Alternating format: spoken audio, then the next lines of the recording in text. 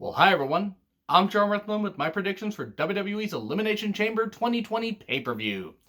Honestly, with 3 days ago, my hype level's about here. It's not very high, with the exception of wanting to see the women's chamber match.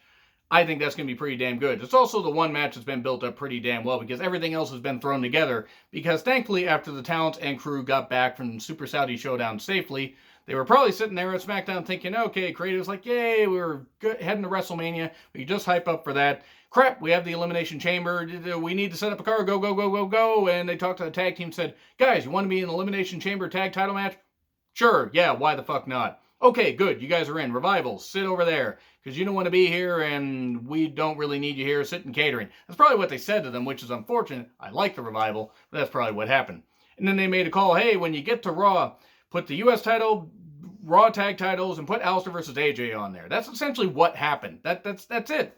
And then they were still at SmackDown thinking, Intercontinental Championship hasn't meant anything. Let's just put together a handicap match. So that's really what they did. I mean, and it's a shame. I love the Elimination Chamber match concept. And hopefully the talents absolutely kill it. They will absolutely bring it. And they can really start to hype up WrestleMania. Because as of the recording right here, we are a month away from WrestleMania. And it's a damn shame. And I hope that it's going to be a really well, put together Mania. But they really need to hype the fuck out of it because they've sure failed on this. Doesn't mean the matches are going to be bad. Doesn't mean the card's going to be bad.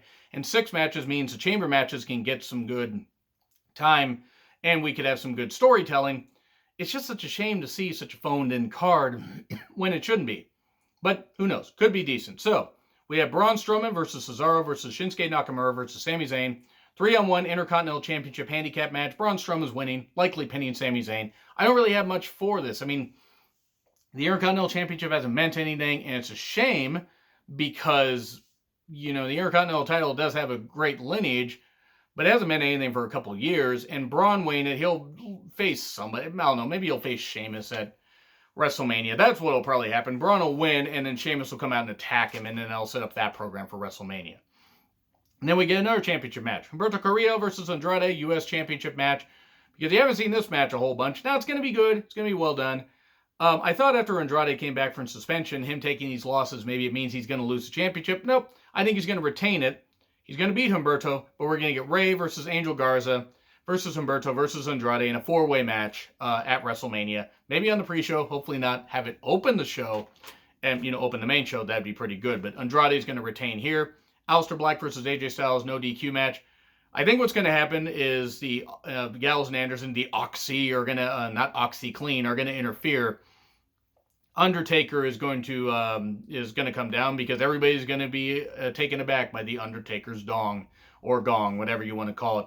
I think that'll happen, and then it's also going to set up, because people have speculated on this, and I actually have to agree, a 6-man match where it's going to be Aleister, Taker, and Kane versus Styles, Gallows, and Anderson at WrestleMania. It takes the load off of Taker and Kane, especially since Taker should not be having a singles match anymore. And it would provide a good rub to Aleister's black mass. Have fun on seeing that. I think the match will be good for what it is, but if this isn't set up for Taker to appear, I don't know what the fuck is. Because Styles versus Undertaker, at this point does not do anything for me. Not that I don't think Styles can put together a good match, but Taker is done. He's done. No matter how good a shape he's in, have it be a 6-man tag match, have them get their spots in, and pop the crowd that way. And have Aleister get the victory. And there you go. So, Street Profits versus Seth Rollins, and he's not your buddy, Murphy. So, Raw Tag Team Championship. Street Profits are going to take this. Kevin Owens is going to interfere, and it's going to set up Seth Rollins versus Kevin Owens at WrestleMania. And, I don't know, last man standing match. When Seth Rollins talked about crucifixions, hopefully not a crucifixion match. Sweet Christ, we don't fucking need to see that. But that's honestly what's going to happen. The Street Profits losing here would make no damn sense. It would be like WWE to hot potato the tag titles, but come on, just keep them on the Street Profits. Vince doesn't care about tag team wrestling anyway. The Viking Raiders had a horrible reign, and other tag teams have not had very good reigns, so just fuck it. Just do this. Just keep it on the Street Profits. So then we get the tag team title elimination chamber match for the SmackDown brand of the tag team championships. Miz and Morrison, ho ho, hey hey, versus The New Day, versus Usos, versus Heavy Machinery, versus Lucha House Party, versus Rude and Ziggler. I'm going to be honest, I don't really see the champions losing here. I mean, yes, they did lose on the most recent SmackDown. Well, you know, the one right after they won the tag titles at Super Saudi Showdown. But I would just be very surprised because unless they give it to the Usos and then have the Usos and New Day fight, I think putting them on Miz and Morrison and then doing another, maybe a scramble match, I mean, I don't know about a gauntlet match. Maybe do a ladder match. Do a ladder match with some of these teams. That would be pretty goddamn cool. Or at least Usos, New Day, and Miz and Morrison, ho ho, hey hey, in a and I'm just making fun of that because it's pretty goddamn stupid. But Miz and Morrison are gonna get the victory here. It's too soon to take the titles off of them because the SmackDown tag titles have meant a little something more than Raw. Not much, but Usos and New Day having those have helped. So that's what I think is going to happen. Miz and Morrison maintain their, you know, supremacy at the top of the tag team division on SmackDown, which, got to be honest, I forgot about the Lucha House Party, so, you know, whatever that means. But then we get a ladder match or something, and hey, why the fuck not?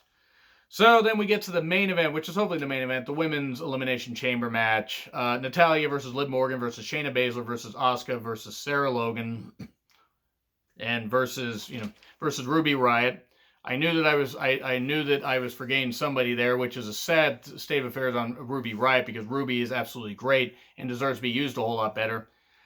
I really feel bad for all the 5 women, but I mentioned Shayna Baszler. That's who's winning. Of course she's winning. She's got to face Becky Lynch. And nothing again. Natalya is great. Liv Morgan deserves better. Ruby Riott deserves better. Sarah Logan could give 2 shits about her. Asuka, if she's ready to go. And if Asuka isn't, put Kairi Sane in there. Because Asuka still is dealing with that, you know, sprained wrist, and hopefully she will be medically cleared. Otherwise, put Kairi Sane in there. Because Asuka versus Shayna Baszler sometime down the road, like around SummerSlam, could be money. But Shayna Baszler's winning, and then she's going to beat Becky Lynch at WrestleMania. That's basically what's going to happen. So yeah, those are the predictions. That is how much, you know, thought I had to put into this. Because again, the card is very middle of the road. So that's really all I have to say right there. So let me know what you guys think in the comments. And let me know if you agree, disagree. What other matches you think they're going to add? They could add Daniel Bryan versus Drew Gulak. They could add Bayley and Sasha versus Lacey and Naomi. Because they've done that a whole bunch on SmackDown. Why not do it again on the pay-per-view? Who the fuck knows? Anyway, like, share, subscribe, Twitter handle in the description. I'm John Ritlin. I'll see you soon.